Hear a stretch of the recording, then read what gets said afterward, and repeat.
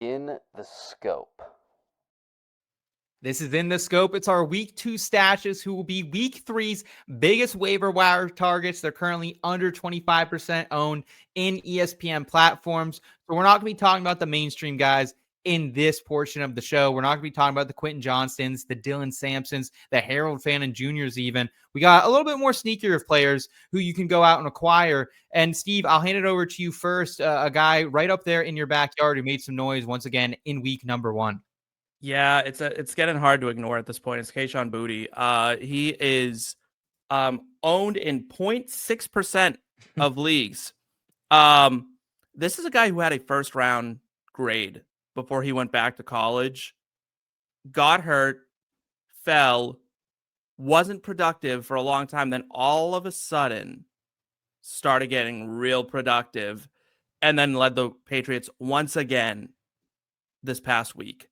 And at this point, enough time has passed and enough data has shown that this is his role and this is his talent and that he's healthy. And that matters. Sometimes these guys need time to heal. We're so used to these superhuman healing guys. I think we've been spoiled by Adrian Petersons of the world who came back after these devastating injuries and were perfectly fine the next year. Some guys take a little longer to heal. These injuries for guys like Kayshon Boutte are when it's your ankle and that's what you rely on to make all your production happen. It's hard to come back quickly. And I think we're seeing him at full strength and he's really, really, really productive. I'm willing to spend a decent chunk of my fab on him at this point, like 20%, 25% of fab on Kayshon Boutte at this point.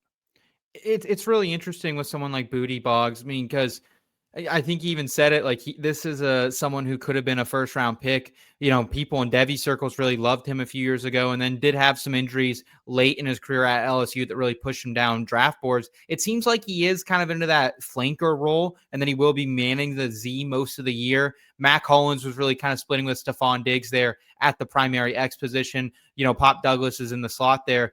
And Boutte was pretty decent last year down the stretch. You know, I think we featured him in an In the Scope segment last year as well. So are you potentially looking at, getting a little Boutte-licious here this week? I don't mind it. I think he's one of the better pickups this week. I think him and Quentin Johnson, I think the reason I probably wouldn't go that much in fab, which is not crazy, 20% for a guy that might be a number 1, but I don't think I'd go that much just because there are some other options. But this dude could be number 1. My thing is I don't know if I trust the depth chart of the Patriots currently. Right. Sure. So I think things could change there, but I'll be honest. He was definitely on the radar for me, and I have him in almost every league.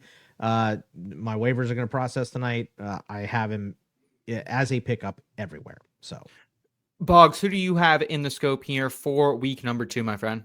Juwan Johnson, 3.7% rostered according to FP right now, and this dude was on the field for almost every snap. I think it was all but one. He had 11 targets.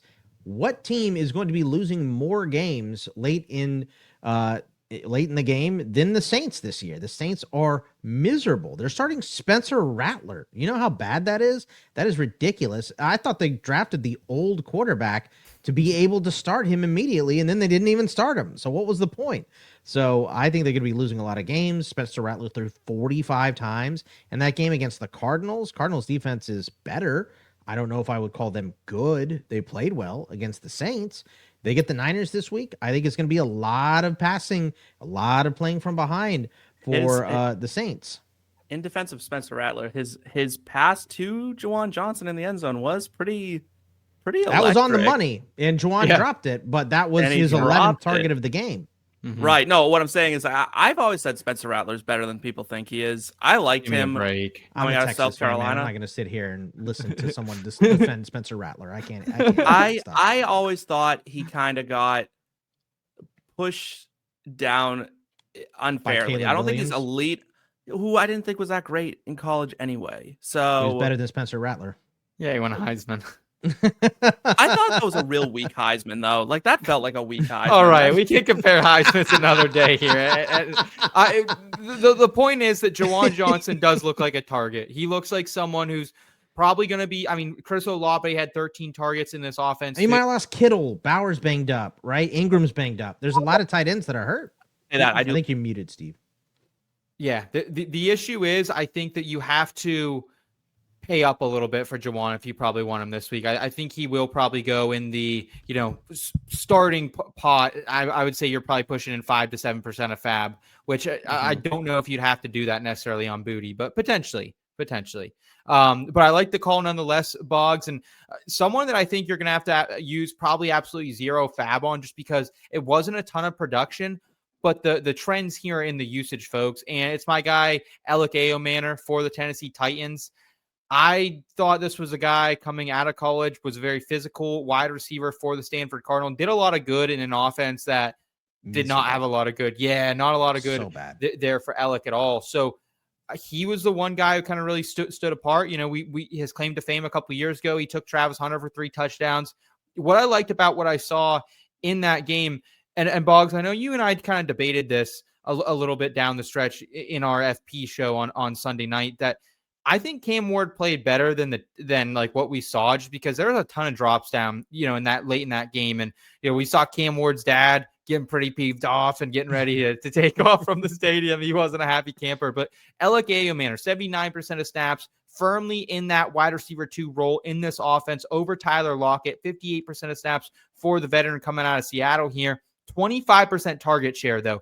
That is the key here for Elic Ayomanor. 25% target share. If we can, I'm not saying he's going to have that every week, but if he can even stay between 20 and 25, that would be awesome.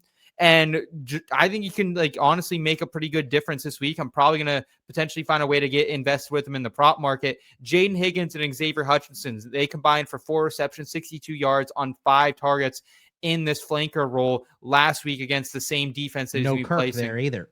Yeah, yes, exactly. So I think, if the Texans were able to exploit this matchup against the Rams and their outside corner, I think that maybe we could see something very similar here for Ayomanor in week number 2. Yeah, I like this call out, Seth. And what we saw from Ayomanor in the preseason was he's being used a lot in motion, which Callahan does a bunch. So if he's going to be in that role, that's great. I will say this, you go away from Surtain when you're playing against Denver. So yeah, true. I think that target share is definitely going to come down. I think poor Riley Moss, I mean, dude gets picked on constantly because he's across from Surtain, right? Yeah. And Barron is there now too. And Moss is a good corner now. He is good, but he ain't Surtain. So I think that's why we saw Ayomanor get a lot of carries, or a lot of targets. But also think about this Titans defense. I think if Denver is playing any quarterback that is a veteran, they lose that game. Bo Nix was giving the ball away a bunch, but Cam Ward, the throws were good, Seth. The throws have always been good. It's the running backwards like Caleb Williams did last year. You're right. Getting way too many sacks out of field goal range. Yeah, you're right. Ooh, his play was ugly. His first start against the best defense in the league, most people think. So I like this call out in a deep league. I would definitely pick up Ayomanor, but I'm picking up some other guys before him. Yeah, very, very fair. I'm going to save my fab for brighter days ahead and, maybe get on a little sneaky discount here on Elic Ayomanor.